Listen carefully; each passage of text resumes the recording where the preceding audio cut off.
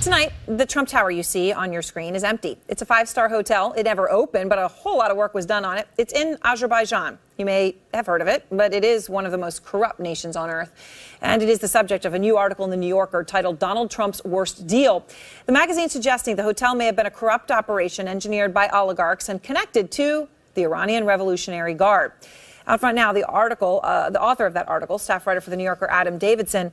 And Adam, you spent a lot of time in Baku in Azerbaijan to do this reporting. We see that big five-star tower. You were there many times. How involved was the Trump family with that tower? So of the Trump family, Ivanka was extremely involved. And what the folks in Azerbaijan told me is she went over every detail, not just design things, but how many elevators would be in the building, what the business plan of the hotel would be, how big the banquet halls are, every detail. And at least we see pictures of her there. She posted pictures of herself on Facebook. Yeah, she traveled there once. Her staff, though, traveled constantly, once, twice a month, traveled to Turkey to look at furniture. I mean, they were extremely involved. The Azerbaijanis came to New York to get all their plans approved by the Trumps. All right, so incredibly involved, which I know is not that common in projects like this. So that's one thing as you report. People said it was very intense. Very intense. Okay, so their partner there, you can't do business in a corrupt country like Azerbaijan without a really connected partner. And I use the word connected loosely here. Corrupt is probably the more appropriate word. There was a billionaire family referred to as the Corleones of the Caspian. How corrupt was this family, the Mammadov family?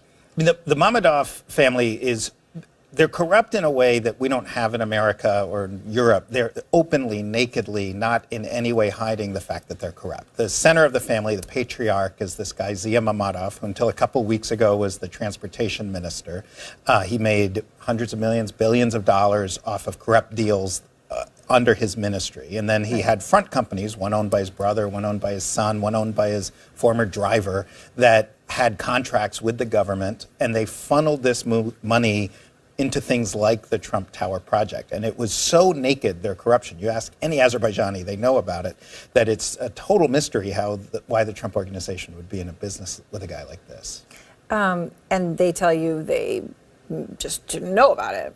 They say that they did all appropriate due diligence and it raised no red flags. And what everyone else I've talked to who does due diligence says, doing business in Azerbaijan at all is a red flag. Doing business with a government minister is a red flag. Doing business with the most corrupt minister in the most corrupt country who has ties to the Iranian Revolutionary Guard, there's no bigger red flag in the world.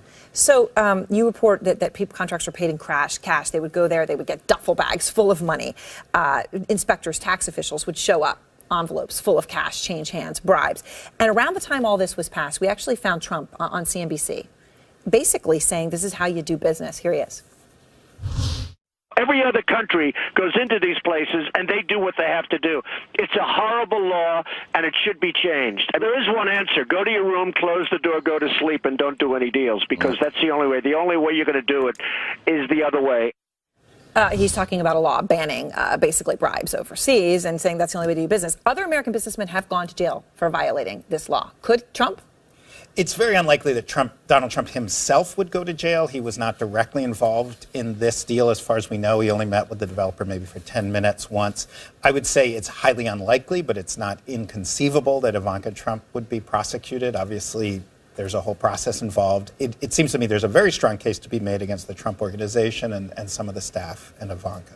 All right. Thank you very much. It's an incredible report. It's in The New Yorker, and it reads like a novel. I would recommend everyone to read it. Adam, great to see you again. So much. And I do want to point out we reached out to the Trump Organization for a comment on Adam's story. The Executive Vice President and Chief Legal Officer responded with this, quote, "The company has at all times acted in strict conformity with all applicable legal requirements, including the FCPA, which is the Foreign Corrupt Practices Act, and any suggestion to the contrary is completely unfounded." All right, next, Jeanne Moos on Melania Trump's rise from third wife to First Lady.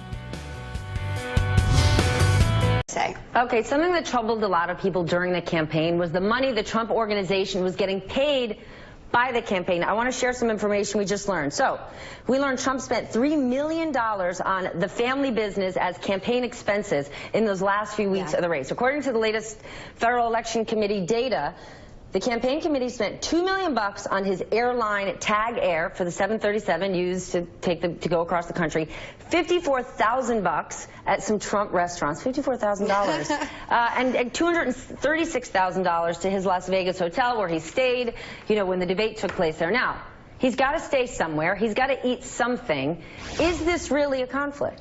Well, yeah, I feel bad if he's eating those Trump steaks. But no, look, Donald Trump always said during the campaign that he loves other people's money, OPM. And, you know, that's how he built his wealth. That's how he built his foundation. So it's no surprise that he would build his campaign and enrich himself off other people's money. But it does speak, again, to the conflicts of interest and the need to be vigilant in overseeing, you know, what he's doing as president. And whether he's inappropriately directing funds to Trump companies. And hold on just a second. Yeah.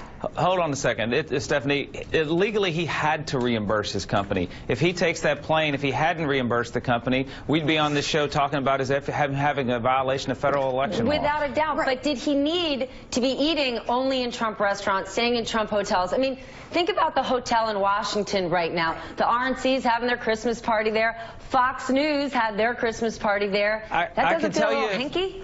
I can tell if you don't believe in your own products enough to partake of it, why would you expect other people to do it? Because I think the voters, one of the reasons Donald Trump won the election is because the voters thought he was a real businessman with a real job outside the phony world of politics. The voters were very comfortable with the fact that he had a real business. I couldn't hear that. Outside the phony world of what? Of politics. The voters were very comfortable. In fact, one of the reasons they chose him is because he had a real career. And I think that Washington has this phony outrage machine that gets worked up over Trump's businesses when, in fact, that voters like the fact that he has real businesses. Why is it necessary?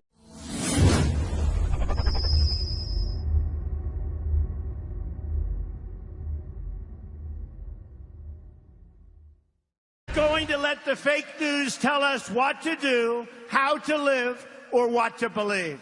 We are free and independent people, and we will make our own choices. That was Donald Trump last night in Florida. And this morning, we are thankful to be joined by the anchor of Fox News Sunday, Chris Wallace. Chris, good morning. Hey, Chris. Morning, Chris. Hey, guys. So I'm sure you saw the speech. I know you did. Last night, the president continued his blistering attacks against the mainstream media, but he made some historical references, and I want to play this and get you to react to it. Take a listen.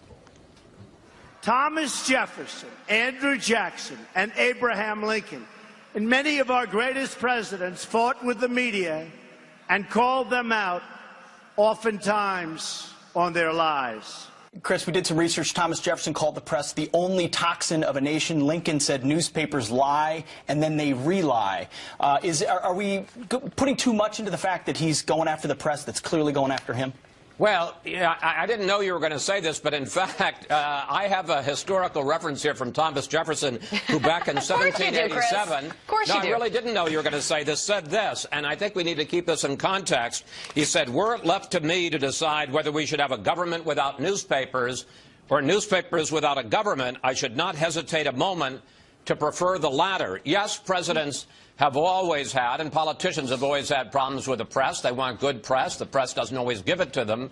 But what Jefferson is, despite all of our disputes, that to the functioning of a free and fair democracy, you must have an independent press. And that is why so many people were really upset when Donald Trump said, look, we're big boys. We criticize presidents. They want to criticize us back. That's fine. Yeah. But when he said that the fake news media is not my enemy, it's the enemy of the American people, I believe that crosses an important line. One of those people that are up in arms about this is Senator John McCain, who's overseas at the moment, and he says that the president's attacks are a sign of a dictatorship. Here's what he said. If you want to preserve democracy as we know it, you have to have a free and many times adversarial press. And without it, I'm afraid that we would lose so much of our individual liberties over time. That's how dictators get started. The first thing that dictators do is shut down the press. And I'm not saying that President Trump is trying to be a dictator. I'm just saying we need to learn the lessons of history. Chris, what do you make of those remarks and also the battle that is brewing between President Trump and John McCain? Because, as you know, these two need each other. Well, I would say that in terms of what John McCain said there, particularly with the clarification, he's not saying that Trump is starting to become a dictator, but that trying to shut down an independent and fair media or free media, not necessarily even fair. Part of what the founder said is it can be unfair, but the idea is that in the wash of all of the media coming out with all of their reports, it's a check on power, and that and he was saying that in dictatorships, there's state-run media, and there's no opportunity for a free, independent press. So I think he's exactly right there. As far as Trump and McCain, it's absolutely going to be a continuing soap opera saga in this administration. Sharp differences between the two, especially when it comes to foreign policy, especially when it comes to Russia. Reince Priebus on your show this morning has said overnight even some critical things about the press and that relationship. What are you going to be talking with him about today? I'm going to be talking to him about the press and that relationship. I think this is an important time, frankly, for the media to strike back. Look, we are not included in the list of people that, the list of deplorables, if you will, that Donald Trump said, but we were singled out by Barack Obama, and I don't think it matters whether it's the president is singling out the organization that you represent or the other organizations. It's wrong. I mean, we can take criticism, but to say that we're the enemy of the American people, I think, really crosses an important line. In addition, we're also going to have Rush Limbaugh. Can't wait to get him involved in this conversation. Well, he'll certainly have comments on that. You talk about the free and independent press, which is totally correct. But what President Trump would say is, I'm taking on the hidden bias. I'm taking on a press that tells you they're unbiased, but actually the New York Times has a massive bias, and then we're supposed to pretend like that's the mainstream media. That's the paper of record. You know, when our founders were there were partisan press. Papers were Republican or Democrat or Federalist, and it was open about it. He's saying they tell you they're unbiased, but I know they're biased because I see the fake news. Is there something there? It's not about the independent press. It's about the bias of the press. I think there's absolutely something there, Pete. And if he had said that, you wouldn't have heard a peep out of me. I mean, Lord knows Barack Obama criticized Fox News. Donald Trump wants to criticize the New York Times. That's fine. But it's different from saying that we are an enemy of the American people. That's a different thing. Yeah. And people need, and I know that there are a lot of listeners out there who are going to reflexively take Donald Trump's side on this. It's a different thing when a president, because if it's a president you like who talks about trying to, the press being the enemy of the people, then it's going to be a president you don't like saying the same thing. And that's very dangerous. We look forward to your show, Chris. It's going to be a good one. Thanks, Chris. A lot to talk about. Good to see you.